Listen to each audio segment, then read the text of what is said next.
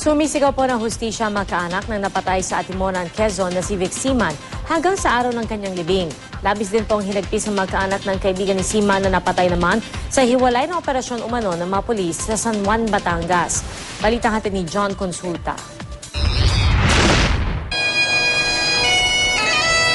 Bakas ang matinding pighati ng mga mahal sa buhay at kaibigan na dumalo sa huling misa para kay Vic Siman.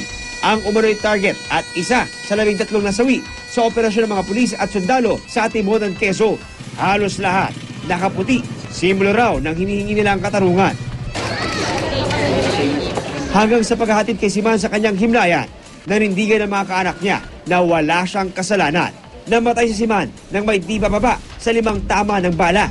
Dasal ngayon ang kanyang mga naiwan matapos na agad ang investigasyon ng NBI. Kasama umano ng mga kaanak ng iba pang napatay sa Atimonan, plano rin nilang magsampa ng kaso sa mga nakabarilan ng grupo ng Siman.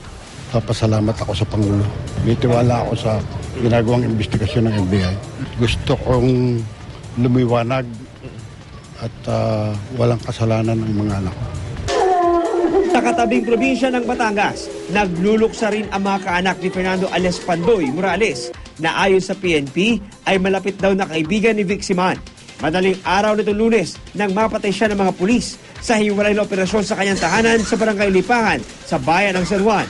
Batay sa paunang investigasyon ng Batangas Police, dadakpin daw sana sa bisa ng warrant of arrest si Morales dahil sa umunoy pagiging miyembro ng Bahay Kubo Private Armed Group. Pero nanlaban umano ito sa Provincial Public Safety Company ng Batangas PNP at SWAT. Kaya nagkaroon ng barilan. Nakuha raw kay Morales ang isang kalibre 45 baril.